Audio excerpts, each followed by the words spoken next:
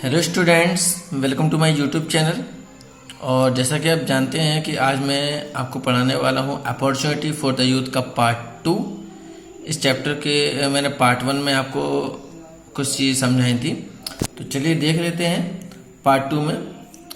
If you go to other countries I shall not name them as I do not wish to cause offence.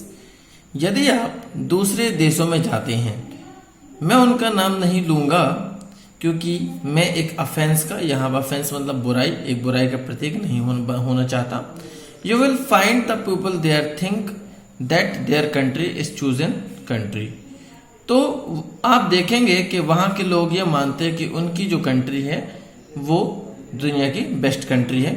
The torch bearer of civilisation, civilisation यानी कि जो सभ्यता है उसके जो torch bearer हैं यानी जो मशाल धारक हैं, ठीक है। द मोस्ट एडवांस कंट्री यानी सबसे ज्यादा जो एडवांस कंट्री है वो उसको मानते हैं।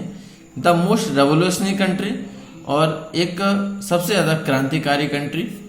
The country with the biggest building, बड़ी बड़ी बिल्डिंगों के बारे में जो कंट्री होती है।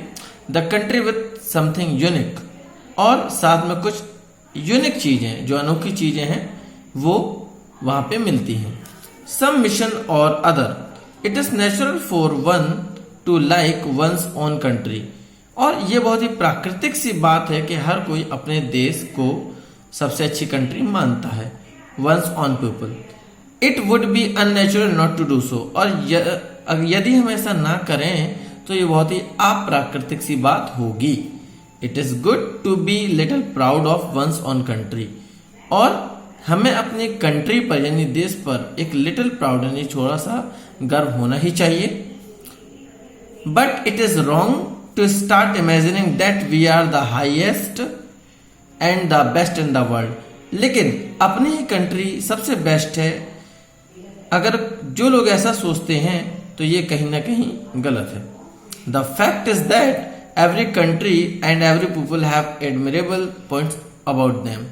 और ये एक फैक्ट माना गया है कि हर लोगों में और हर देश में कुछ न कुछ एडमिरेबल अर्थात प्रशंसनीय बातें जरूर होती हैं।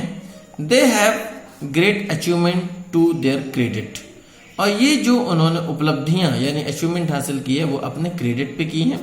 And they have also bad period in their history, और उनके इतिहास में उनके बुरा दौर भी जो था वो आया था। This applies not to countries but to individual also, और ये कहीं ना कहीं न केवल कंट्रीज यानी देशों के ऊपर बल्कि कुछ लोगों के ऊपर यानी इंडिविजुअल लोगों के ऊपर भी लागू होता है। नो बडी इज परफेक्ट, कोई भी व्यक्ति पूर्ण नहीं होता। He has weakness and failings, उसकी अपनी कमजोरी और असफलताएं होती हैं। Nobody is thoroughly bad either, कोई भी पूर्णता बुरा नहीं होता। We are all mixture of good and evil, हम सभी लोग अच्छाई और बुराई के एक मिश्रण के प्रतीक हैं। But we should try to further the good in our self and the others, लेकिन हमें ये कोशिश करनी चाहिए कि हम खुद में अच्छाई ढूंढें और दूसरों में भी अच्छाई ढूंढें। ओके, अब देखते हैं इसका next paragraph. Most of you probably did not see Gandhi ji at close quarters, आप लोगों में से बहुत से लोगों ने गांधी जी को पास से नहीं देखा। He had amazing qualities, उनके पास एक बहुत ही शानदार क्वालिटीज थी। One of these quality was that he managed to draw out the good in another person, और उनकी सभी क्वालिटी में एक सबसे अच्छी क्वालिटी ये थी कि वो किसी भी पर्सन में जो उसकी अच्छाई होती थी उसको बाहर निकाल लेते थे। The other person may have had plenty of evil in him, और दूसरे पर्सन में बहुत सारी भले ही बुराइयां छिपी हों, but he somehow spotted the good and laid emphasis on that good. लेकिन गांधी जी उन बुराइयों के ना देखकर उस व्यक्ति की जो अच्छाई होती थी उस पर स्पॉटेड करते थे, मतलब उसको उस पर प्रकाश डालते थे और उसकी जो अच्छाइयां थी उस पर जोर देते थे। यहाँ एम्फेसिस मतलब जोर देना होता है। The result was that the poor man had to try to be good, और इसका परिणाम ये होता था कि जो व्यक्ति होता था वो अच्छा बनने का प्रयास करता था। He could not help it, और चाहकर भी वो बुरा नहीं बन सकता था। He would feel a little ashamed when he did something wrong, और जब वो व्यक्ति कुछ बुरा करता था ठीक है, तो वो अपने आप में असेम्ड, अशेम मीन्स शर्मिंदा होता था। People who always seek evil in others find it. अब यहां पर बताया गया है कि कुछ लोग ऐसे होते हैं जो लोगों में हमेशा एविल यानी बुराई को फाइंड कर लेते हैं। This applies to nation as well individuals, और ये सभी के लिए अप्लाई होता है, चाहे वो हमारी कंट्री हो या फिर कोई अकेला व्यक्ति हो। Go to a foreign country, यदि आप कोई फॉरेन कंट्री यानी विदेश में जाएं, you are likely to find many things you do not like. आप देखेंगे कि वहां पर बहुत सी ऐसी चीजें हैं जो आपको पसंद नहीं है। Are you going to spend your time finding out the evil in other countries. तो क्या आप अपना समय दूसरे देशों में उसकी बुराई खोजने में लगाएंगे, और rather and find out good in them, या फिर उसमें आप अच्छाई ढूंढेंगे। And profiting your self and others by your contact, और साथ में लोगों को भी उसके बारे में बताएंगे। We are all much too apt to look at the evil in others and individual. यहां पर दोस्तों ये कहा गया है कि हम लोगों में बुराई ढूंढने के एक आदी हो चुके हैं, चाहे वो कोई कंट्री हो, चाहे फिर वो कोई व्यक्ति हो। ठीक है, perhaps some of you know, शायद आप लोगों से कोई जानता हो, the saying in the Bible about the person. Bible में व्यक्ति के लिए कहा गया है, who could not see the beam in his own eye and show the mote in the others I. वह व्यक्ति जो अपने आंखों की एक बीम, यहां बीम यानी एक किरण बताया गया है, नहीं देख सकता, वह दूसरों की आंखों में एक मोट अर्थात एक तिनका देख लेता है। इसका अर्थ ये है कि जो कुछ व्यक्ति ऐसे होते हैं जो अपने बुराई न देख के दूसरों में बुराई खोज लेते हैं। I am sorry if you think I am rambling. मुझे क्षमा करें यदि मैं यहाँ एक रैम्बलिंग मतलब होता है बड़बड़ाना, बड़बड़ा रहा हूं, बट दिस इज, लेकिन ये सही है। I might inform you secret, a very clever attempt to get behind your mind. और मैं आपको यहाँ पर बता देना चाहता हूं कि ये बहुत ही चतुराई भरा क्या है, एक प्रयास होता है दूसरों के माइंड को पढ़ने का। I am at least being Frank with you, और यहाँ पर मैं आपके साथ थोड़ा सा फ्रैंक होना चाहता हूं। Having got the larger frame I looked more closely at my own country and wrote the discovery of India। एक बड़ा सा पद मिलने के बाद, यहाँ लार्जर फ्रेम में एक बड़ा सा पद मिलने के बाद जो उनको प्राइम मिनिस्टर का पद मिला था, I looked more closely at my own country, मैं अपने देश को बहुत पास से देख सका, तब मैंने द डिस्कवरी ऑफ इंडिया यानी भारत एक खोज पुस्तक को लिखा। In it concentrated to my country past and story of development, जिसमें मैंने अपने देश के इतिहास और साथ में इसके डेवलपमेंट यानी विकास के बारे में लिखा है। I am trying to explain to you how my thinking developed in these matters, और यहाँ पे मैं ये कहने का प्रयास कर रहा हूँ कि किस प्रकार मैंने अपनी सोच को इन मामलों में आगे बढ़ाया है। The more I thought the more I learn the more I saw how little I know and how much more there was to learn. एक बहुत ही अच्छी लाइन यहाँ पे बताई गई है दोस्तों कि द मोर आई थॉट, जितना ज्यादा मैंने सोचा, and the more I learn, उतना ज्यादा मैंने सीखा, and the more I show, जितना मैंने देखा, हाउ लिटिल आई नो, उतना ही मैं जान पाया, and how much more there was to learn, कि कितना सीखना अभी मुझ में बाकी है। One of my regret today, और आज मुझे एक पछतावा होता है, is that I have no time to pursue these studies properly by reading और थिंकिंग, और मुझे ये आज खेद होता है कि मेरे पास प्रॉपर रीडिंग, थिंकिंग और राइटिंग का भी समय नहीं है। Because writing for me is essentially an aid of thinking, क्योंकि जो राइटिंग है वो मेरे लिए एक थिंकिंग का भी काम करती है। इन ट्राइंग टू राइट, और लिखने में, one has to think more consciously than otherwise, किसी व्यक्ति को सोचने की जरूरत होती है। I suppose I must not complain of my present a lot, मैं सोचता हूं कि मुझे अपने वर्तमान से कोई शिकायत नहीं होनी चाहिए। What I would like you to do first of all thing, और मैं यहां पर कहना चाहता हूं कि आप सभी लोग सबसे पहले सोचना स्टार्ट करें। Thinking is something which does not come automatically to a person, और जो थिंकिंग होती है वो किसी पर्सन में ऑटोमेटिक स्वतः नहीं आती, gossiping with the neighbour is not thought, यानी पड़ोसी के साथ अगर आप गॉसिप करते हैं, गप्पे लड़ाते हैं, तो उसको आप सोच में नहीं गिन सकते। If you repeat something with somebody else said it is not thought, यहां तक कि आप किसी चीज को रिपीट करते हैं तो वो भी आपका थॉट में नहीं आता। I do not expect all of you to become a mighty thinkers, और मैं ये आप लोगों से ये आशा नहीं करता हूं कि आप बहुत ही बड़े थिंकर बने। थ्रो सम ऑफ यू में, शायद आप लोगों में से कुछ लोग बन भी जाएं, but I would like all of you to think, लेकिन मैं चाहता हूं कि आप सभी लोग सोचें, and to develop the art of thinking, और साथ में सोचने की जो कला है उसको बनाएं। Nothing is more helpful to thinking than reading, और सोचने के लिए सबसे अच्छी जो चीज है वो है reading, that is reading intelligently, और साथ में जो रीडिंग है वो इंटेलिजेंटली यानी कि पूरे इंटेलिजेंट तरीके से करनी चाहिए, because thereby you get the people's thought, क्योंकि रीडिंग में हमें लोगों के विचार मिलते हैं, and by weighing them you can think yourself, और उनके हिसाब से आप एक नई सोच को जागृत कर सकते हैं। I have often said that is very unfortunate that the people think, और मैं अक्सर कहता हूं कि यह बहुत ही दुर्भाग्यपूर्ण होता है कि लोग कम सोचते हैं, and read so little nowadays, और बहुत ही कम आजकल के लोग पढ़ते हैं, specially in India, mostly India में। I do not call newspaper reading, मैं अखबार पढ़ने को रीडिंग नहीं मानता, but anything which makes you think is useful reading, लेकिन कोई भी चीज जब आप पढ़ते हैं जो आपको सोचने पर मजबूर करती है उसको हम रीडिंग कह सकते हैं। Even if it a very good novel, भले वो किसी की नोवेल हो। Great novel always make one think, और जो महान नोवेल्स होते हैं, उपन्यास होते हैं, वो हमेशा आपको नई सोच प्रदान करते हैं, because they are picture of life painted by great minds, क्योंकि ये जो होते हैं वो महान लोगों की कुछ छवियां होती हैं जिनसे हमें प्रेरणा मिलती है। ओके, अब चलते हैं अगले पैराग्राफ पर।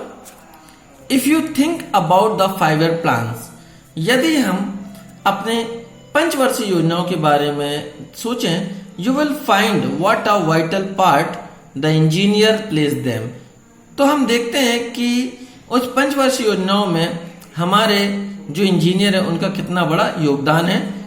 We shall require tens of 1000 engineer and 100 of 1000 overseas, ठीक है, हमें कहीं ना कहीं 10,000 से ज्यादा इंजीनियर्स और बाहर रूप से लगभग 100 of 1000 यानी 1,00,000 इंजीनियरों की जरूरत है, जिसमें कुछ मैकेनिक्स और अदर टेक्नीशियन भी शामिल हैं।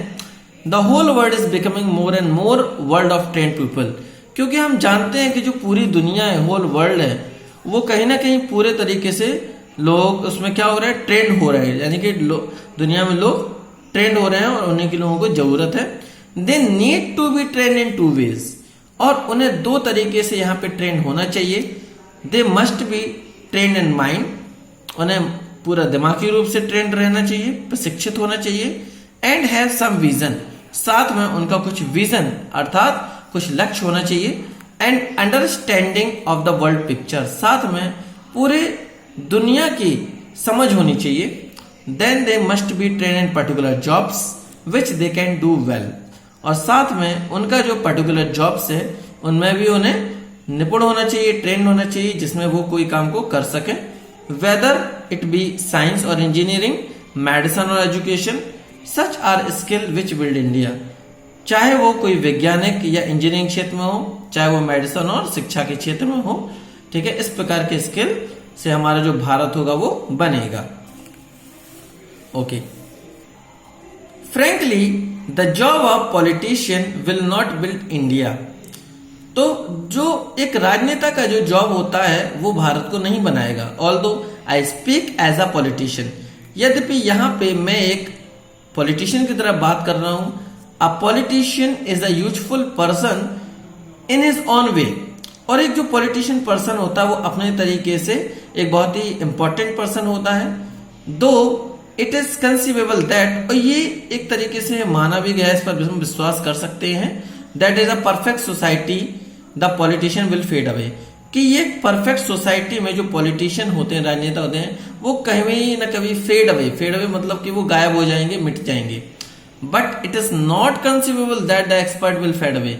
लेकिन हम ये नहीं कह सकते कि जो एक्सपर्ट होते हैं वो कभी मिटेंगे, यानी निपुण लोग हमेशा ही देश में योगदान करेंगे। There will always be need for engineer and scientist, और इसलिए हमेशा हमारे देश में इंजीनियर और साइंटिस्ट की जरूरत महसूस होगी। They can not fade away, वे कभी गायब नहीं हो सकते। इवन इफ द पॉलिटिशियन में फेड अवे, यद्यपि एक राजनेता गायब हो सकता है, मिट सकता है। However, I do not think the time is near when the politician will fade away. और मैं नहीं सोचता कि जो समय है वो बहुत पास है कि जो पॉलिटिशियन है वो कभी मिट पाएंगे। You are young, I should like you to have a pride of youth. और आप सभी लोग युवा हैं और मैं चाहता हूं कि आप युवा होने पर थोड़ा सा गर्व करें।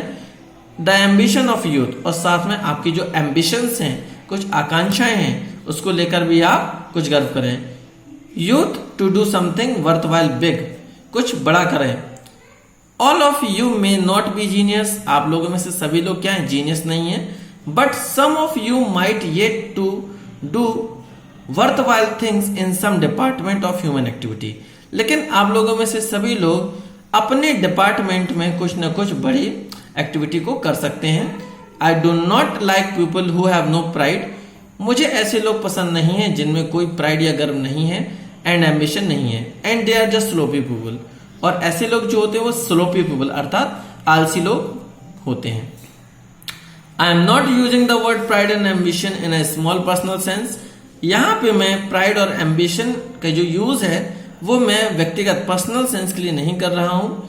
आई do not mean the pride of getting money which is the silliest pride of all pride, और यहां पे कुछ लोग जो होते हैं वो प्राइड ऑफ गेटिंग मनी यानी कि धन उगाना को बहुत महत्वपूर्ण बात समझते हैं, जो मेरे ख्याल से सबसे मूर्खतापूर्ण गर्व होता है।